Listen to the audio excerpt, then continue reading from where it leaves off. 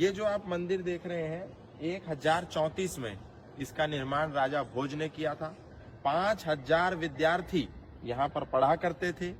राजा भोज के देहांत के बाद 250 साल तक निरंतर ये यथावत चलता रहा, एक गुरुकुल के रूप में जहाँ ब्रह्मचारी पढ़ते थे।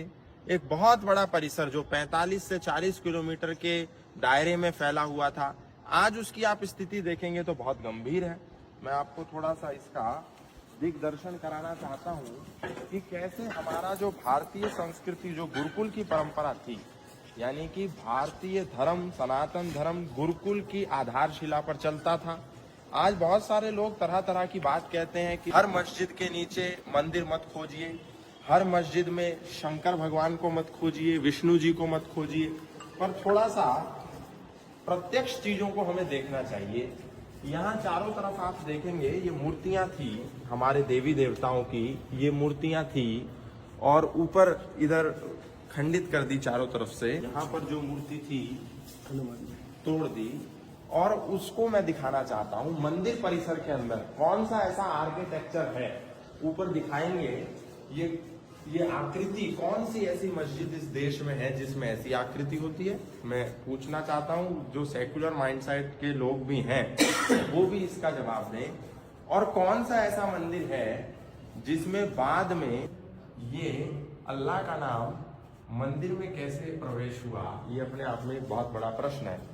और इधर खड़े होकर के ये हमारा मंदिर परिसर है, मंदिर है, हजारों वर्ष पुराना मंदिर है। इस स्थान पर खड़े होकर के एक काजी या जो भी उसको बोलते हैं, मौलाना है, मौलवी है, मुकर्रम है, सैयद है, वो यहाँ खड़े होकर के हर शुक्रवार को यहाँ जुमे की नमाज होती है। मतलब ये एक इतिहास की मैं आपको घटना, एक इंफॉर्मेशन है ये कि कैसे जो राजा भोज की स्थली है जिसमें 184 से अधिक खंबे हैं, कौन सी मस्जिद में इस तरीके की आकृति, इस तरह का आर्किटेक्चर होता है। कहीं सीरिया में है क्या, कहीं इराक में है, कहीं अफगानिस्तान में है, कहीं ईरान में है। कौन से देश में ऐसा आर्किटेक्चर हमको देखने को मिलेगा। हमारे साथ आदरणीय शर्मा जी हैं, थोड़ा सा हमको बताएंगे। राजा भोज ने 84 यंत्रों की यहाँ पर सिद्धि की थी, तो 2 यंत्र यहाँ पर बचे हैं जिसमें एक काल सर्प यंत्र जो अपनी जन्म कुंडली में पितृ जो सिरता है, तो 1000 वर्ष पुराना जी। ये शिलालेख लगे हैं जिनमें 17 शिलालेखों का उल्लेख है। सारे शिलालेखों को खंडित किया गया है और ये सारे अक्षर स्वर्ण अक्षर हैं। इनके ऊपर आप रात में लेजर लाइट डालते हैं तो ये अक्षर पीले रूप में, स्वर्ण रूप में चमकते हैं, तो हमारे स्वर्ण युग की याद दिलाते हैं।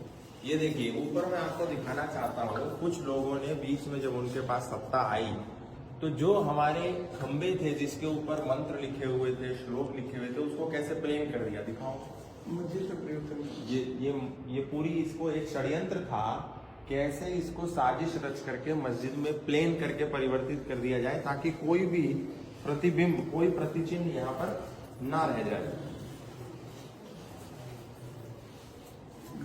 ये गणेश जी की जो प्रतिमा है, ये पूरी प्रतिमा को तोड़ दिया। कौन लोग थे जिन्होंने तोड़ा। 1305 में यहाँ मोहम्मद अलाउद्दीन खिलजी नाम का एक बर्बर जो लुटेरा आतंकवादी था, उसका भी पदार्पण हुआ और उसी के ग्रंथों में इसका सारा उल्लेख है।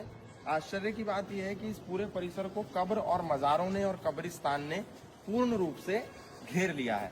ये आप देखेंगे सामने, तो ये एक पॉलीथीन में कवर कर दिया गया है जो ASI के सर्वे में कुछ स्ट्रक्चर्स निकले थे, उसको भी दिखाया। और इधर मैं आपको एक दृश्य और दिखाना चाहता हूँ जो इसके परिसर के बाहर जो खुदाई हुई, तो उस खुदाई में क्या क्या निकला, उसके खंभे भी यहाँ पर लगे हुए हैं। ASI ने पूरा सर्वे किया, तो वहां आप देखिए, इधर दिखाइए, वो बाहर जो है खंबे आपको देखने को मिलेंगे जिसपे ASI ने ये जैसे एक खंबा है, फिर ये दूसरे खंबे हैं, ऐसे करके निकले हैं। और कई हजार प्रतिमाएं निकली हैं, 52 प्रतिमाएं एक दूसरे कमरे में रखी हुई हैं। ये मतलब ये एक दिग्दर्शन है इतिहास का, जहां पर हमें ये देखना चाहिए कि अतीत में क्या क्या घटनाएं हुई हैं, कैसे कैसे मंदिरों की मूर्तियों को तोड़ा गया। ये इधर दिखाइए, ये पूरा यहाँ पर एक मूर्ति थी, इसको तोड़ दिया गया। अब कोई हिंदू, कोई राम, कोई श्याम, कोई राहुल, कोई ऐसा व्यक्ति तो अपने भगवान की मूर्ति तोड़ेगा नहीं। ये किसने तोड़ी, अपने आप में एक बहुत बड़ा प्रश्न है। तो अब शंख, चक्र, गदा और भगवान राम, भगवान हनुमान, शिव, विष्णु, पार्वती, है, अलग अलग तरह की मुद्राएं, ये किसी मस्जिद में तो होती नहीं है, ये तो हिंदू मंदिरों में होती है। और एक अद्भुत चीज मैं आपको और दिखाना चाहता हूँ। अब किसी की आंख फूट गई हो, कोई अंधा हो गया हो, किसी ने आंख पे काला पट्टा बांध लिया हो तो बात अलग है, लेकिन कोई समझदार आदमी हो जिसको ठीक से दिखाई दे तो उसको ये दिखाई देगा कि ये जो पूरी अल्लाह ताला का ये जो प्रतिमा बनाई, इसके ऊपर बनाने में जो पत्थर प्रयोग किया, इस पर ये मंत्र लिखे हुए हैं। पाली भाषा में, प्राकृत भाषा में, संस्कृत भाषा का पूरा प्रयोग हुआ है, और ऊपर अल्लाह बाद में ला करके चिपका दिया। ये क्या है? और यहाँ ये अंग्रेज काल में डिवाइड एंड रूल जी दोनों को संतुष्ट करो, ये सब पे ये लगी हुई, क्योंकि भूषाला में कहीं भी मार्बल नहीं लगा हुआ, उर्दू भाषा है। हाँ, ये अरबी की फ्रेम लगी उर्दू में, ये अरबी भाषा में ये कुरान की आयतों को कुछ कुछ तरीके से लिख दिया है। ये 1930 में और ये देखो आप, ये मार्बल है, पूरा स्ट्रक्चर पत्थर पे बना है, केवल इसको बनाया काजी को खड़ा होने के लिए, नमाज करने के लिए, ये मार्बल पे।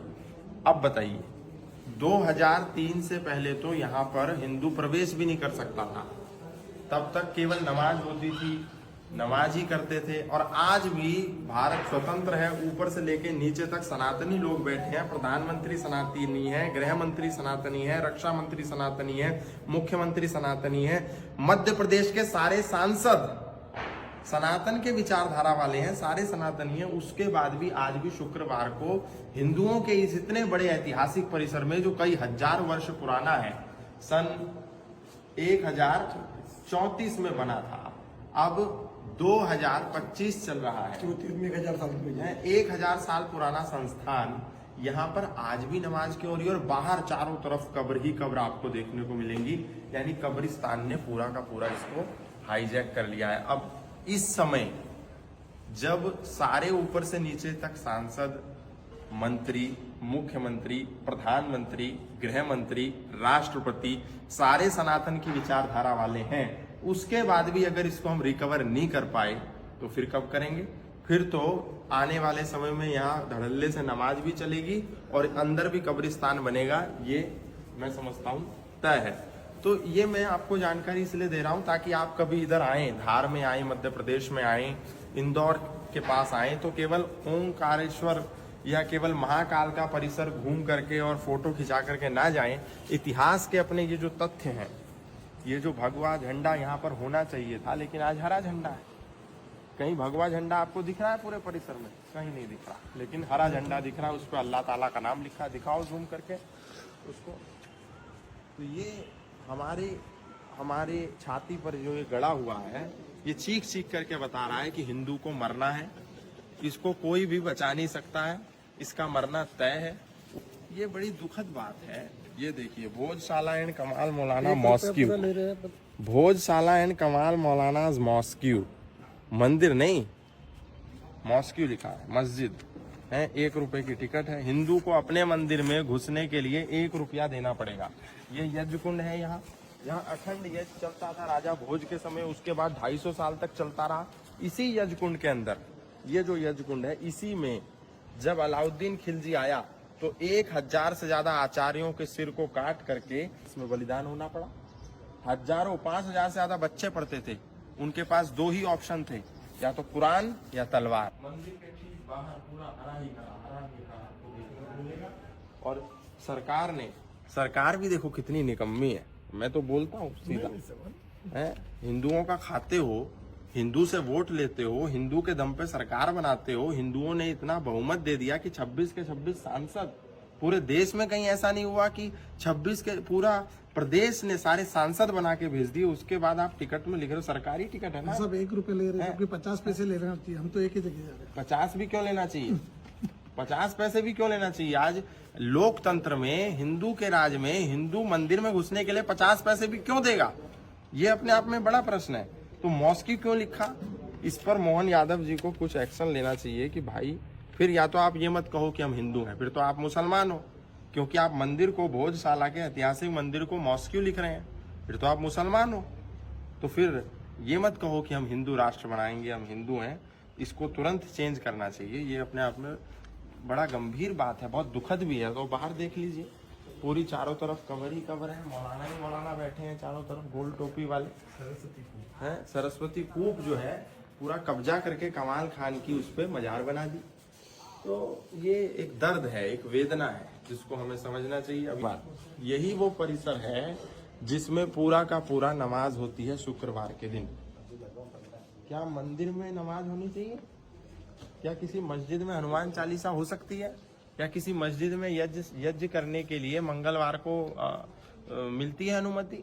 यदि नहीं मिलती है तो भोजशाला के मंदिर में नमाज के लिए अनुमति क्यों मिलती है? और आने वाले 2026 में एक नया संघर्ष है जो 2003 में भी हुआ था। शुक्रवार को ही बसंत पंचमी हो गई, 2016 में भी ऐसा हुआ, शुक्रवार को ही बसंत पंचमी हो गई। अब बसंत पंचमी को तो यहाँ पूजा होती है क्योंकि माता सरस्वती वेद की अधिष्ठात्री है। तो अब दोनों में संघर्ष हो गया कि नमाज करेंगे कि सरस्वती की पूजा होगी। अब उस समय सरकार ही हिंदुओं को बाहर निकाल देती है कि नहीं, नमाज होनी चाहिए। अब वही 2026 में रिपीट होने जा रहा कि सरस्वती की पूजा करें कि नमाज करें। तो आने वाले समय के लिए तैयार भी रहना है और ये भी प्रयास करना है कि पुनः ये जो पूरा स्थान है ये सनातनियों को दे दिया जाए, क्योंकि ये सनातनियों का है। चीख चीख के जो ये खंबे हैं, ये जो प्रतिमाएं हैं, ये जो अवशेष हैं, ये कह रहे हैं हम एक भाई से दूसरा भाई 2 गज जमीन के लिए लड़ता है, यहाँ हजारों गज जमीन कब्जा हो गई, उस पर कब्रिस्तान बन गए और हम सो रहे हैं।